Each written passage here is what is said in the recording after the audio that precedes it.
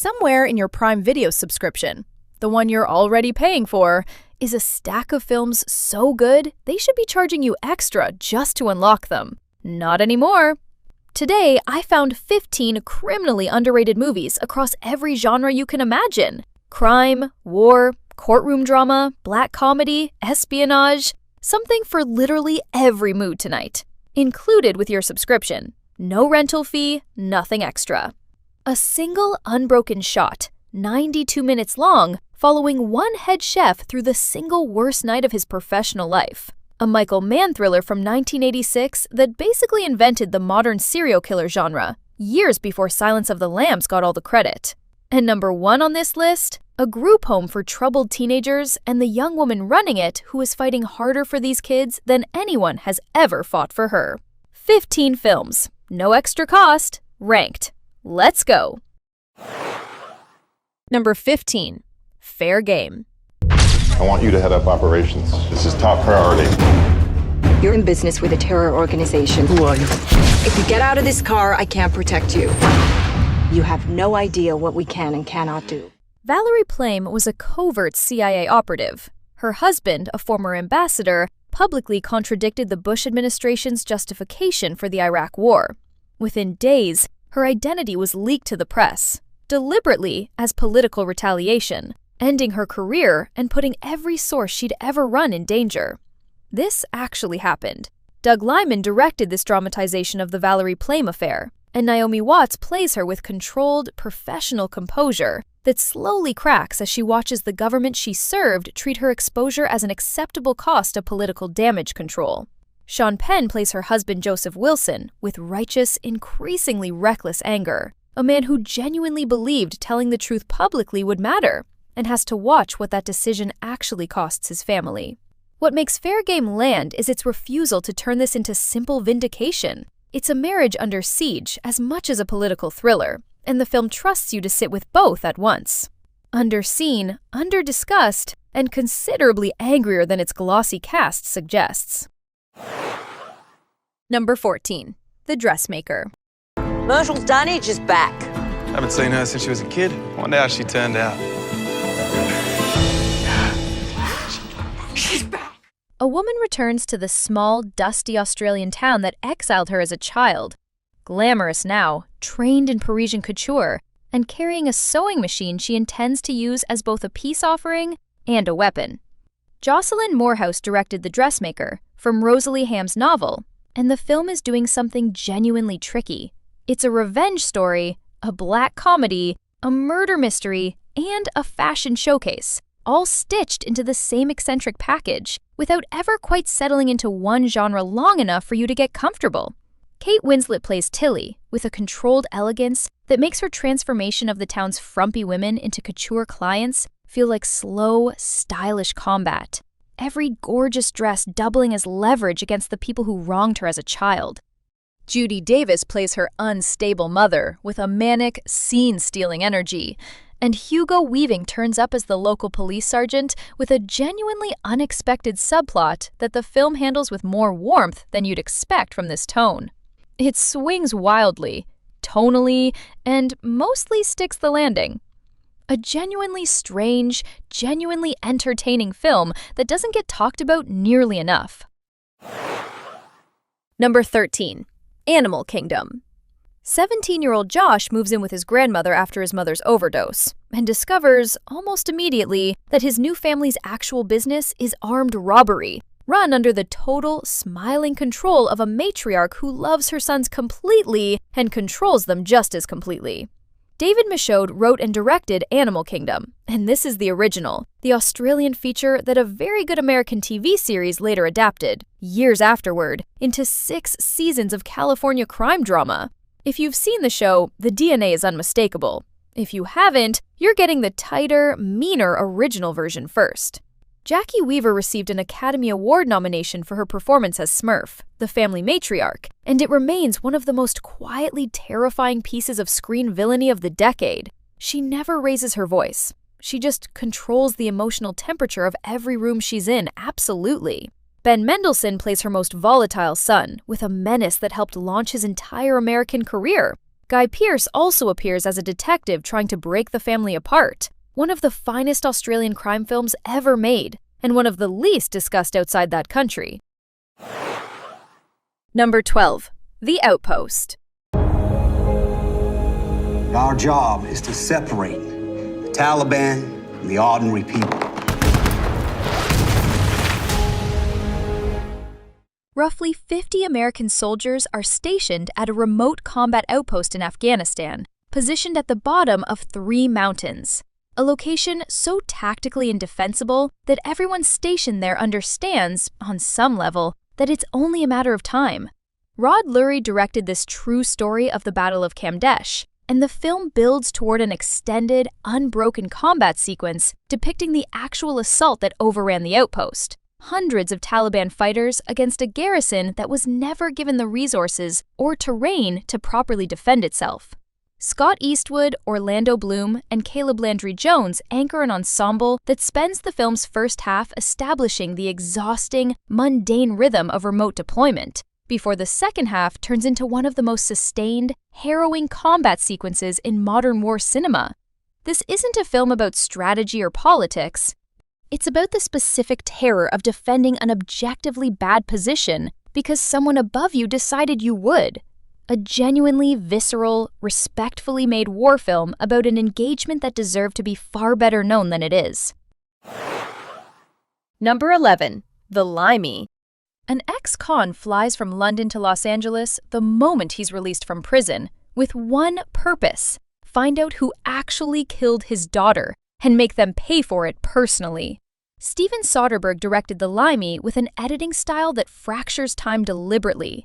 Memories, present action, and imagined future consequences all cut together non-chronologically, so that you experience Wilson's revenge mission the way his own grief-scrambled mind is experiencing it, rather than in tidy order.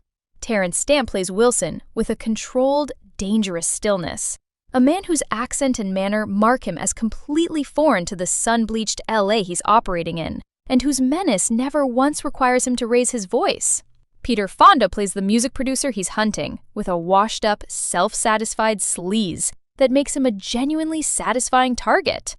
The film runs barely 90 minutes and wastes none of them, building an entire tragedy out of a father's grief he's decades too late to properly express. A stylish, underseen revenge thriller from one of American cinema's most reliably interesting directors. Number 10. Runaway Jury. A gun manufacturer is being sued by a widow whose husband was killed in a workplace shooting, a case that could set a precedent worth billions to the entire firearms industry. And somewhere inside the jury pool, one juror appears to be manipulating the entire trial from the inside, for reasons neither the defense nor the prosecution can figure out.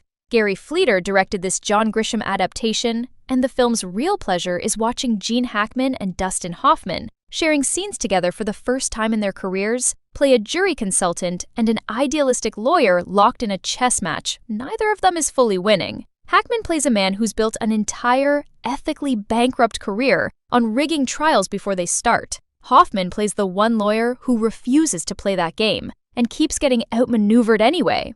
John Cusack and Rachel Weisz play the juror running his own operation inside the jury room, for reasons the film reveals with real patience.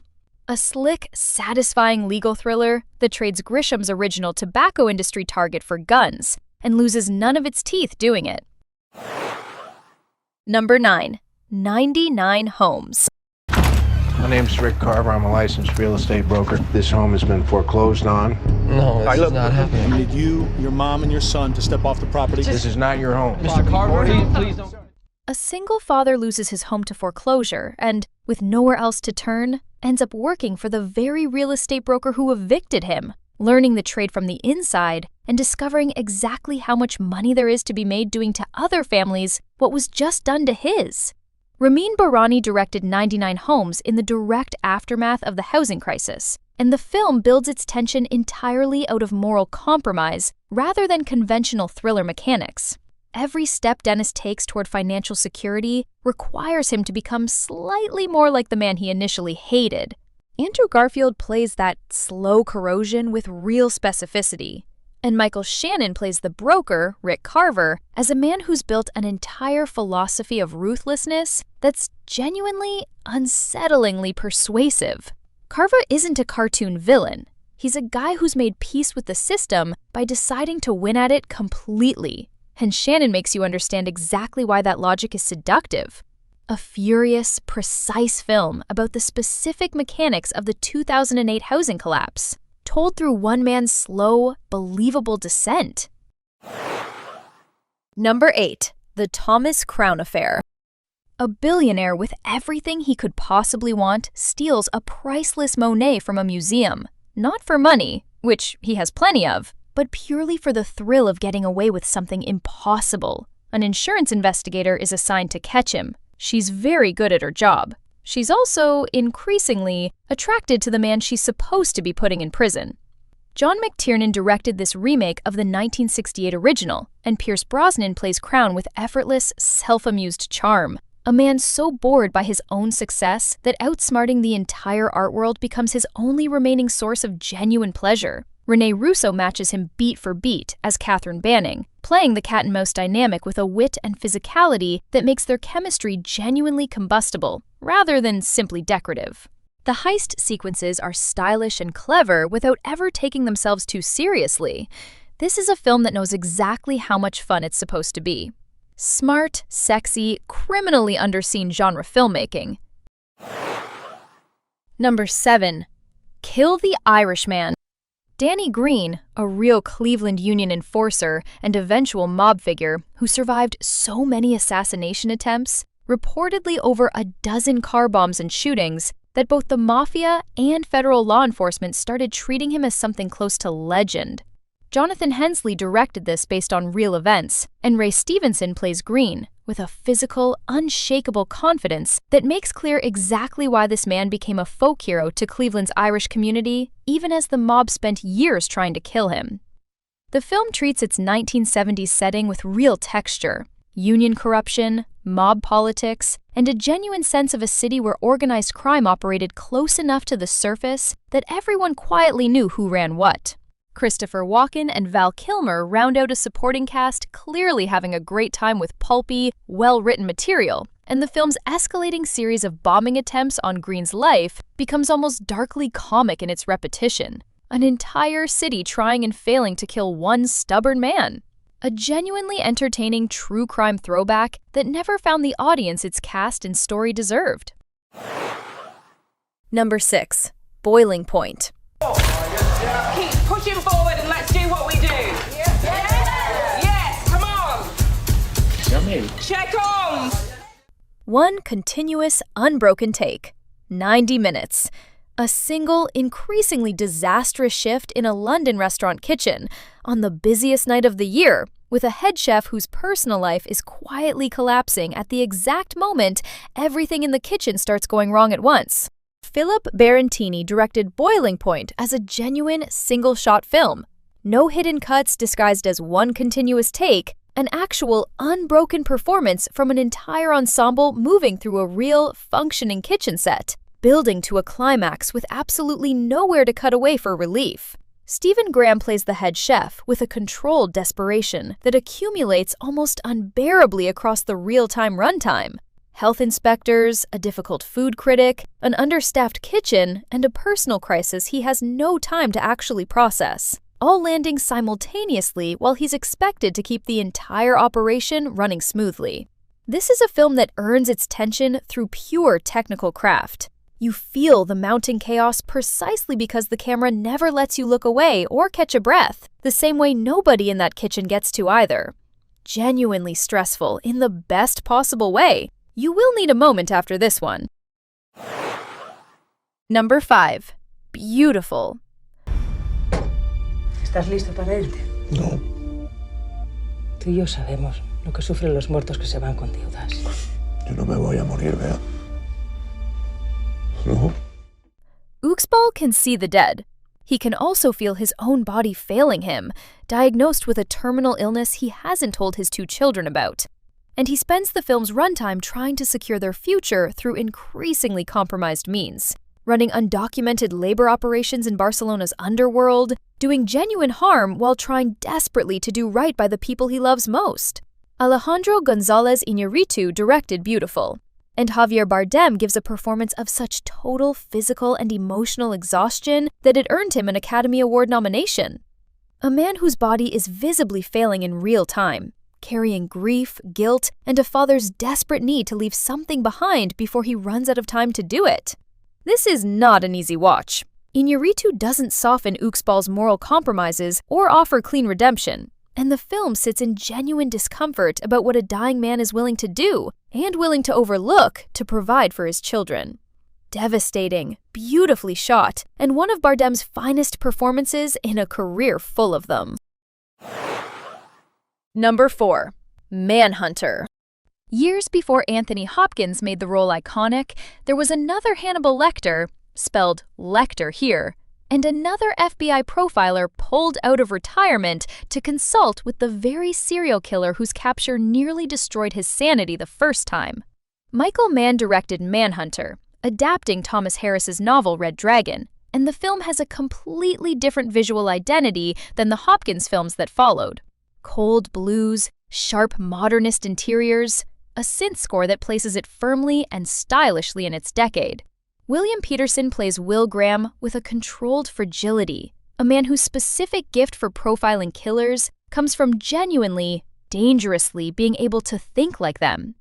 Brian Cox plays Lecter in a handful of scenes, and the performance is deliberately smaller and more clinical than Hopkins' later, more theatrical take. No less unsettling, just unsettling in a completely different register. This flopped on release and has been steadily reassessed ever since as one of the finest serial killer procedurals ever made, and arguably the film that established the entire visual and tonal template the genre would spend the next 2 decades imitating. Number 3. A Taxi Driver. 이렇게 찬이 없어. 귀한 손님